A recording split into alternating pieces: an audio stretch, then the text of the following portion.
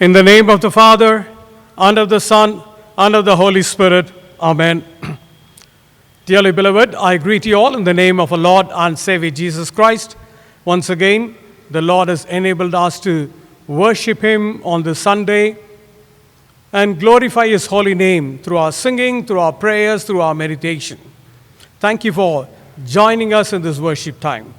May the Lord be with you and bless you and your families as we participate in this worship time. Let us begin this worship time with a word of prayer. Loving God, we thank you for this wonderful morning.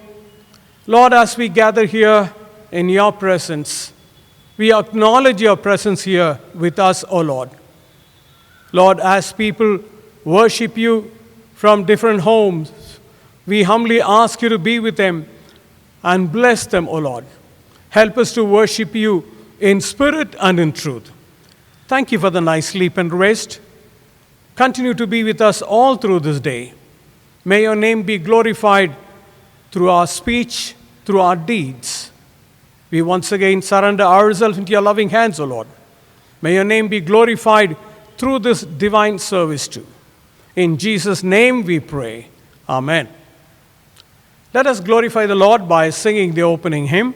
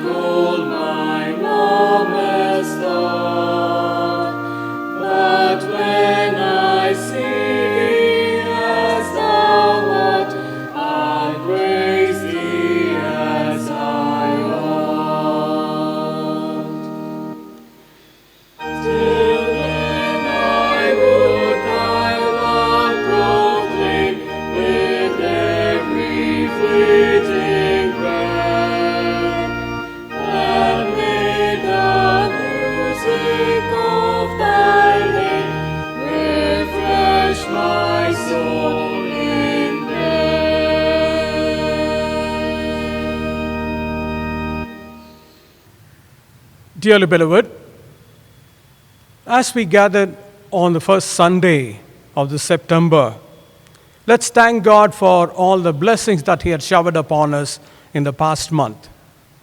The Lord will be with us in this month too. Let us pray. Almighty God, unto whom all hearts be open, all desires known, and from whom no secrets are hid, cleanse the thoughts of our hearts by the inspiration of your Holy Spirit, so that we may worship you and glorify your holy name with perfect love. And may your presence be realized by all those who participate in this worship time, O Lord. Particularly at this time, Lord, we glorify your holy name. O triune God, you have given us minds to know you, hearts to love you, and voices to bring forth praises unto your holy name. Let thy presence be with us always, O Lord. We thank you for all the blessings that you have showered upon us, particularly as we look around when so many people pass away from this world. We thank you for protecting us, protecting our families, O Lord. And we also thank you for healing those who had COVID-19. Thank you for the good health and strength that you have given them. Continue to be with them and uphold them, O Lord.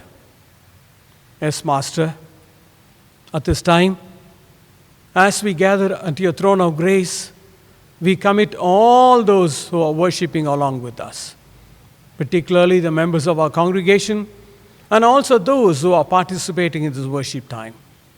And we also thank you for all the people who help us to telecast this worship time so that the members in our congregation and others may glorify your holy name through this worship time. Lord, let thy presence be with us in this month of September. Continue to be with us and uphold us. We place all our plans of this month into your loving hands, O Lord. Let thy presence be with us and lead us. And you all know the personal needs. We humbly ask you to be with us and help us to glorify your holy name through this month too. And particularly at this time, we humbly ask you to bless the Bible portions that we are going to read. Help us to receive your heavenly manna. Lord, before that, we humbly ask you to cleanse us, O Lord. We confess our sins. We know our weaknesses, and you also know our weaknesses. We humbly ask you to sanctify us with your Holy Spirit. Open our hearts to receive your words. In Jesus' name we pray. Amen. Today, we observe the 13th Sunday after Trinity.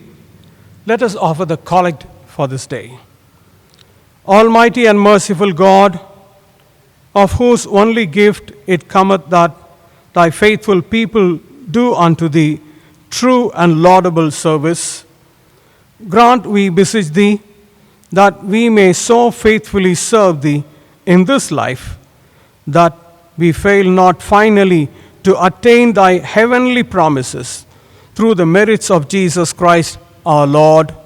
Amen. Now we shall hear the epistle portion for this day. The epistle for the 13th Sunday after Trinity is found in Paul's letter to the Galatians, chapter 3, reading from verse 16. To Abraham and his seed were the promises made. He said, not to seeds as of many, but as of one. And so to thy seed, which is Christ. And this I say, that the covenant that was confirmed before of God in Christ, the law which was 400 years afterwards, cannot disannul that it should make the promise of none effect. But if the inheritance of the law, it is no means of promise, but God gave it to Abraham by promise. Wherefore, then serveth the law. It was added because of transgressions, till the seed should come, to whom the promise was made. and it was ordained by angels in the hands of a mediator. Now, a mediator is not a mediator of one, but God is one. Is the law then against the promise of God? God forbid. For if there had been a law given which could have given life, verily righteousness should have been by the law. But the Scripture has concluded all under sin, that the promise by faith of Jesus Christ might be given to them that believe. Here ends the epistle reading. The Holy Gospel of our Lord Jesus Christ, according to St. Luke, chapter 10, verses beginning from 23 onwards. Luke chapter 10, verses beginning from 23 onwards. Then, turning to the disciples, he said privately, "Blessed are the eyes that see what you see. For I tell you that many prophets and kings desired to see what you see, and did not see it, and to hear what you hear, and did not hear it. And behold, a lawyer stood up to put him to the test, saying, 'Teacher, what shall I do to inherit eternal life?' And he said to him, 'What is written in the law? How do you read it?' And he answered, 'You shall love the Lord your God with all your heart, and with all your soul, and with all your strength, and with all your mind, and your neighbor as yourself.' And he said to him, 'You have answered correctly. Do this, and you will live.' But he, desiring to justify himself, said to Jesus, 'And who is my neighbor?' Jesus replied, 'A man was going down from Jerusalem to Jericho, and he fell among robbers, who stripped him and beat him and departed, leaving him half dead. Now, by chance, a priest was going down that road, and when he saw him, he passed by on the other side. So likewise a Levite, when he came to the place and saw him, passed by on the other side. But a Samaritan, as he journeyed, came to where he was, and when he saw him, he had compassion. He went to him and bound up his wounds, pouring on oil and wine. When he set him on his own animal and brought him to an inn and took care of him. And the next day he took out 2 denarii and gave them to the innkeeper, saying, 'Take care of him, and whatever more you spend, I will repay you when I come back.' Which of these 3 do you think proved to be a neighbor to the man who fell among the robbers?" He said, "The one who showed him mercy." And Jesus said to him, "You go and do likewise." Here ends the gospel portion. May the Lord add his blessings upon these holy words. Now let us once again glorify the Lord by singing another hymn.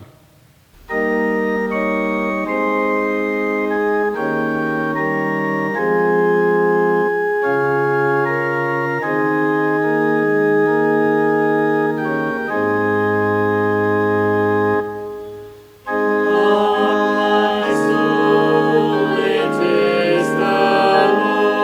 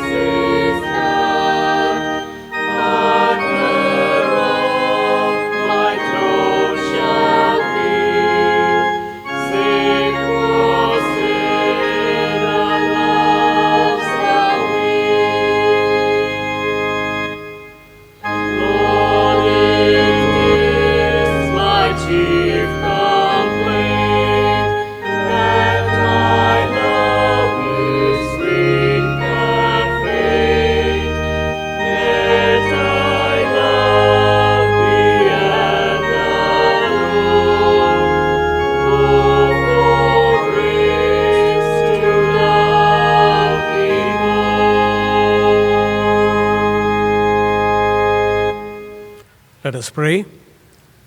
Let the words of my mouth and the meditation of our hearts be acceptable in thy sight, O Lord, our rock and our redeemer. Amen. Dearly beloved, once again I greet you all in the name of our Lord and Savior Jesus Christ. Thank you for joining us in this worship time.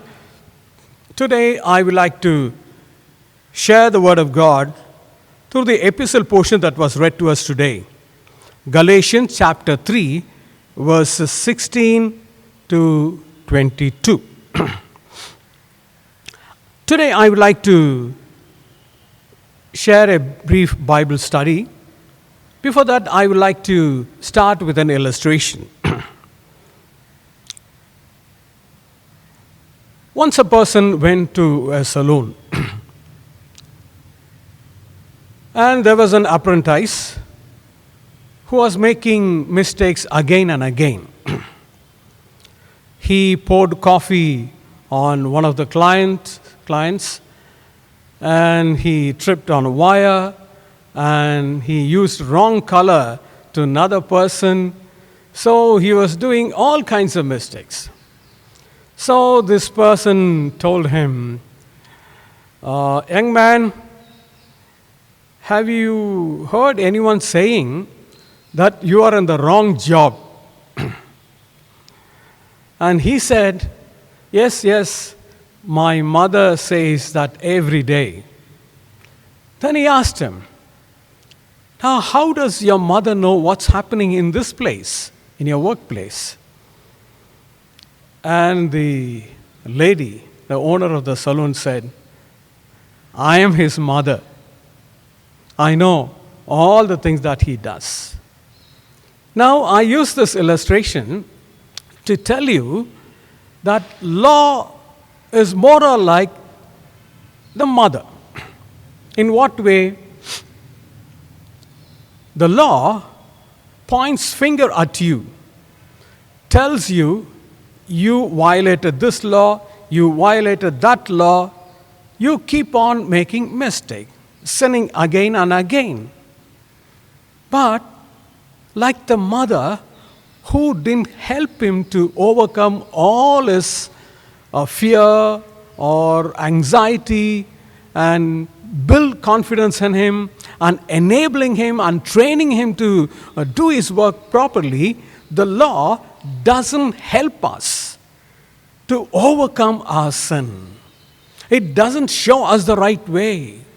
It always shows the wrong thing, indirectly pointing to the right thing, but at the same time, the law doesn't help us to do the right thing.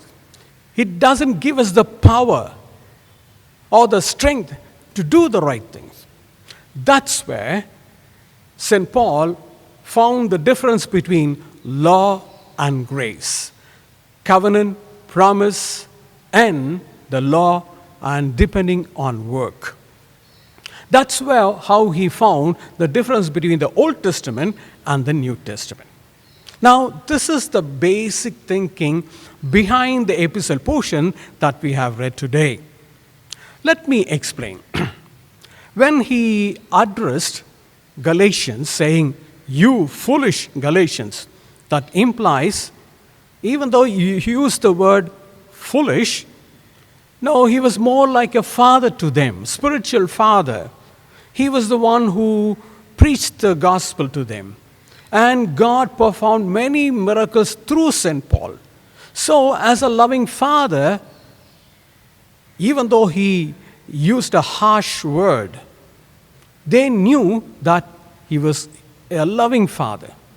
So, they took the word foolish Galatians in a good sense. Now, our God, at the same time, loves us, at the same time, reprimands us when we do something wrong. Now, coming to the background for this beautiful passage is this. There was a particular situation that existed in the early church.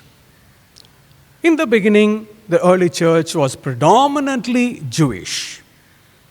So some Pharisees emphasized that when a Gentile wants to become a Christian, they should first become a Jew, uh, performing circumcision and following all the laws of Moses, and then they can become a Christian.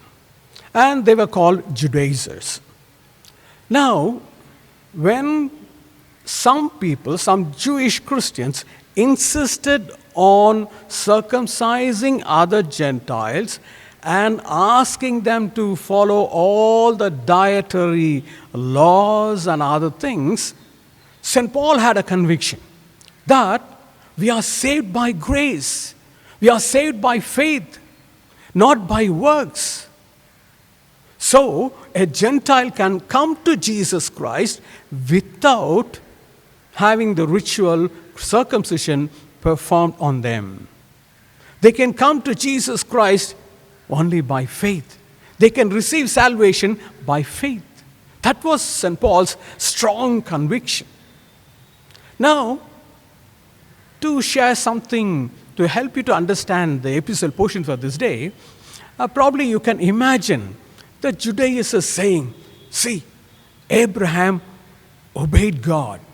He was circumcised and he made covenant with God.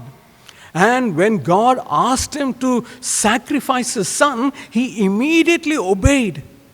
So in the same way, as descendants of Abraham, the father of the faithful, we too should obey and be circumcised.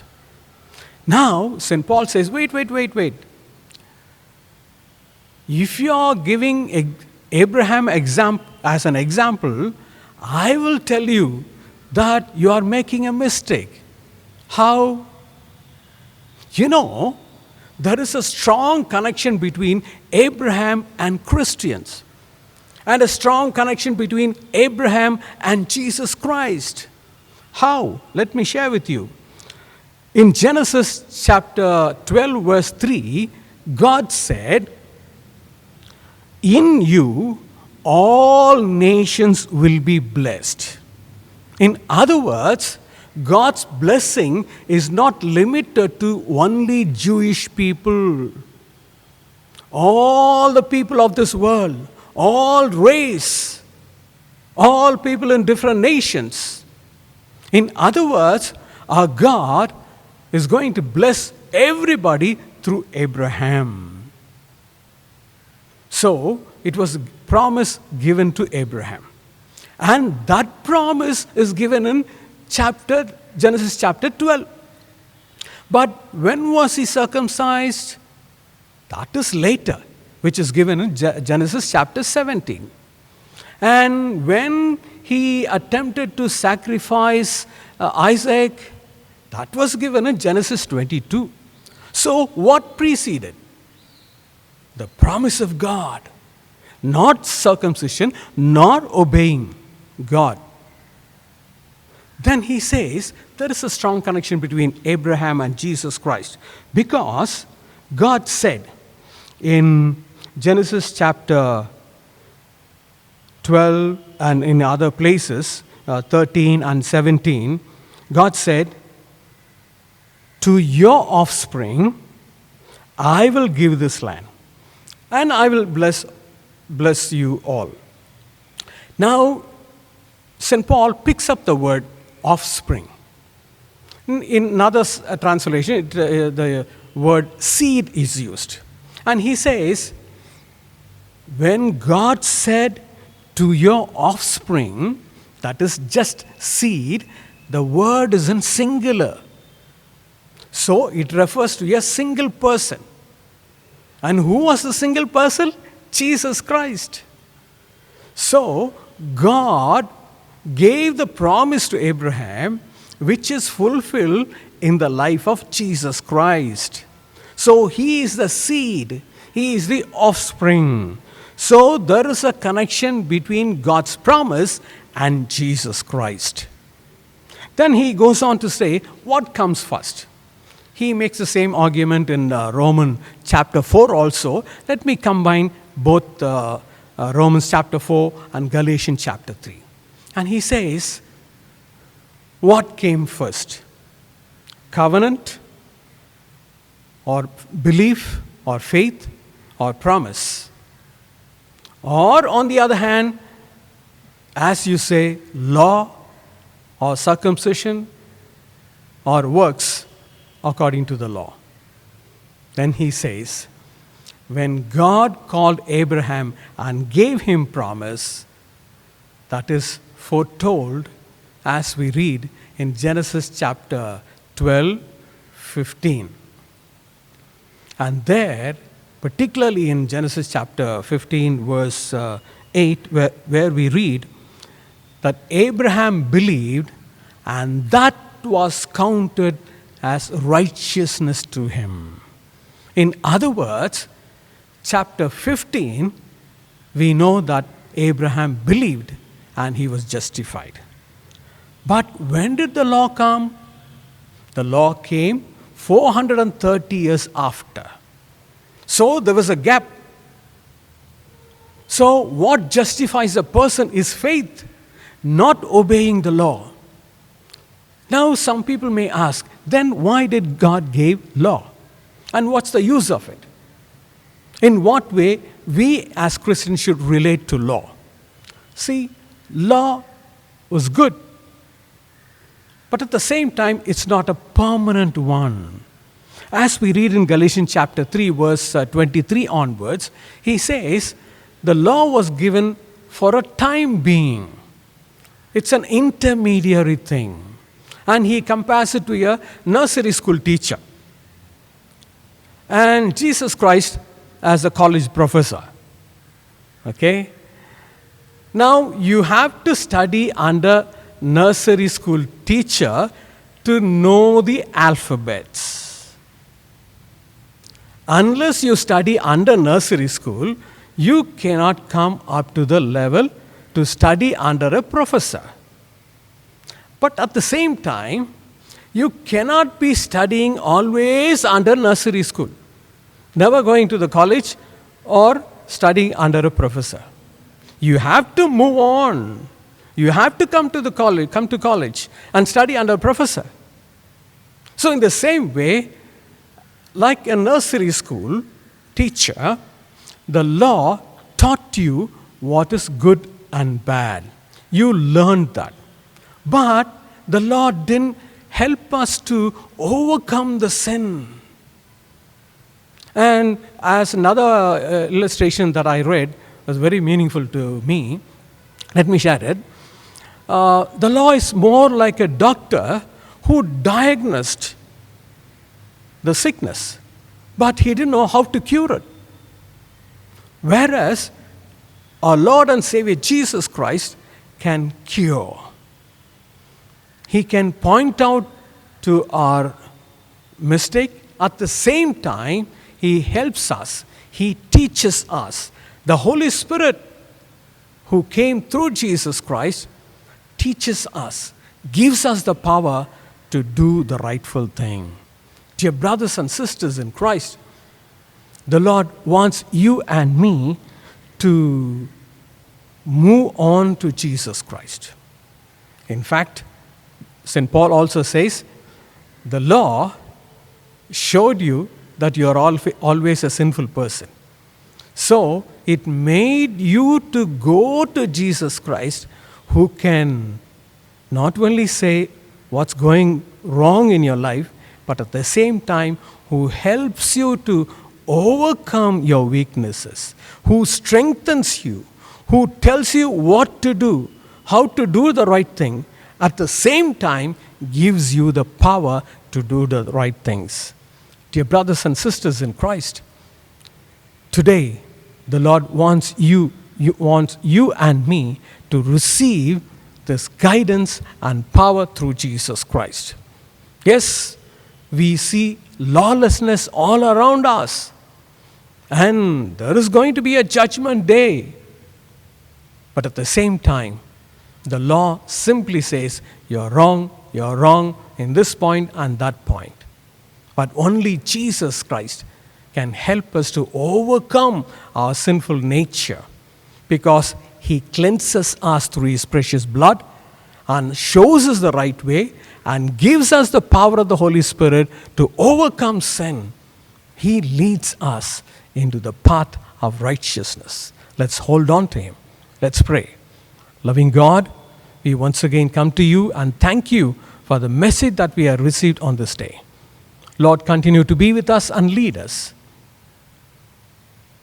As we have learned what is wrong and what is good through the law, we know that only through Jesus Christ, only through the power of Jesus Christ, only through the power of the Holy Spirit, we can do the rightful thing, O Lord.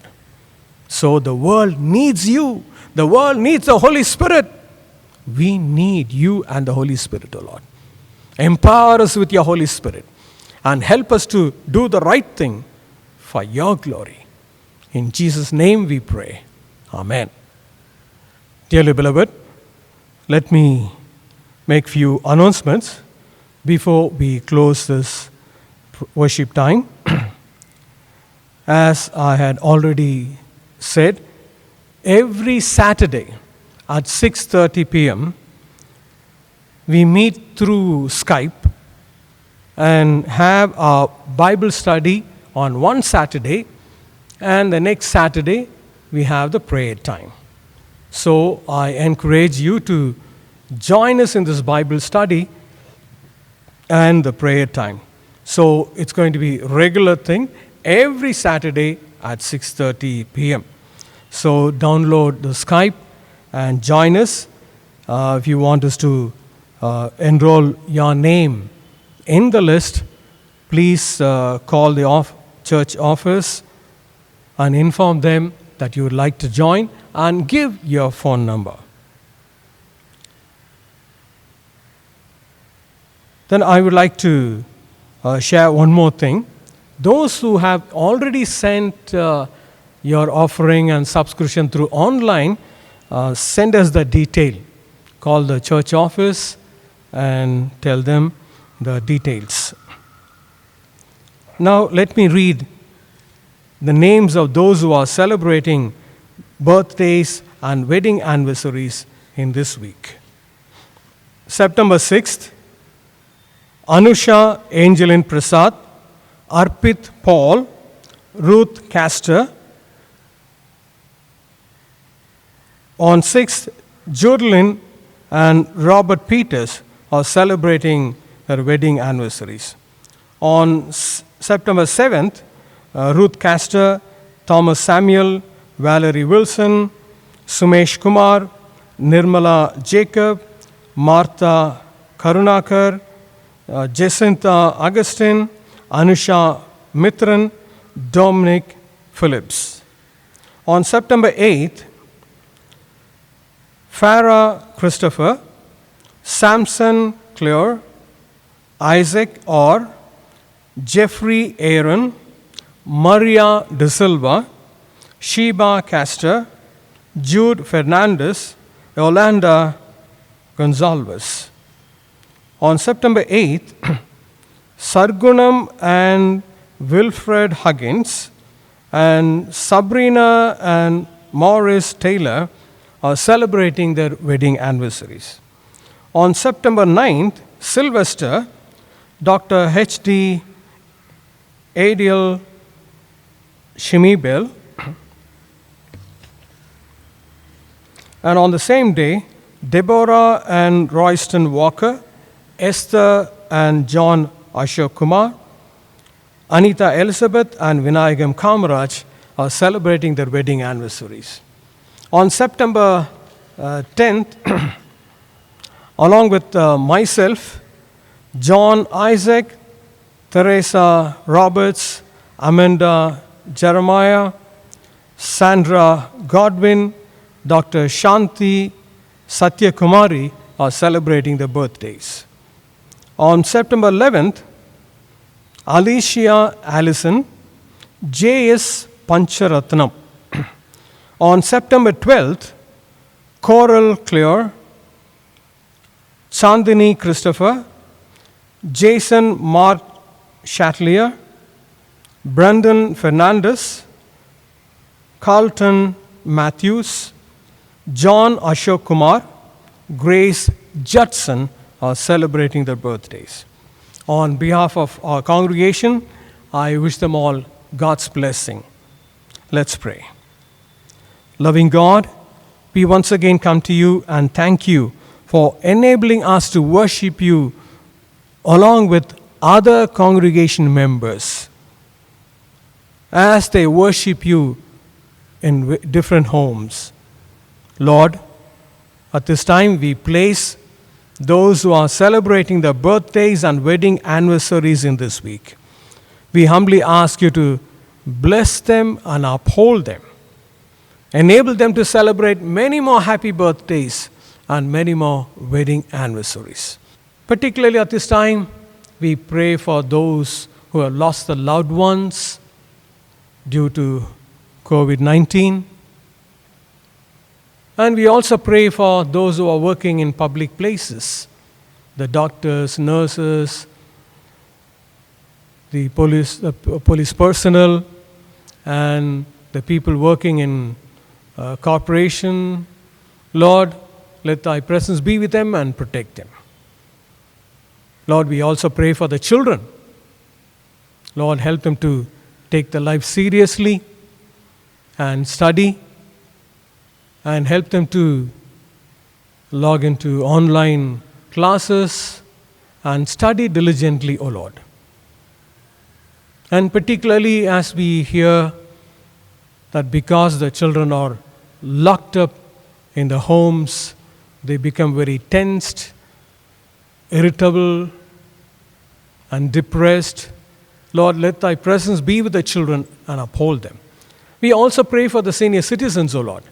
We humbly ask you to be with them and strengthen them. Continue to be with us and lead us, O Lord. We pray for the leaders too. Guide them. Help them to take the right decisions. Once again, we thank you for this blessed worship time. Be with us and lead us. In Jesus' name we pray. Amen. Let us say the Lord's Prayer together. Our Father, who art in heaven, hallowed be thy name. Thy kingdom come. Thy will be done on earth as it is in heaven. Give us this day our daily bread. And forgive our trespasses as we forgive them that trespass against us. And lead us not into temptation, but deliver us from evil. For thine is the kingdom, the power and the glory, forever and ever. Amen. May the grace of our Lord Jesus Christ, the love of God, and the fellowship of the Holy Spirit rest and abide with us and with our families, now and always. Amen. Let us once again glorify the Lord by singing the closing hymn.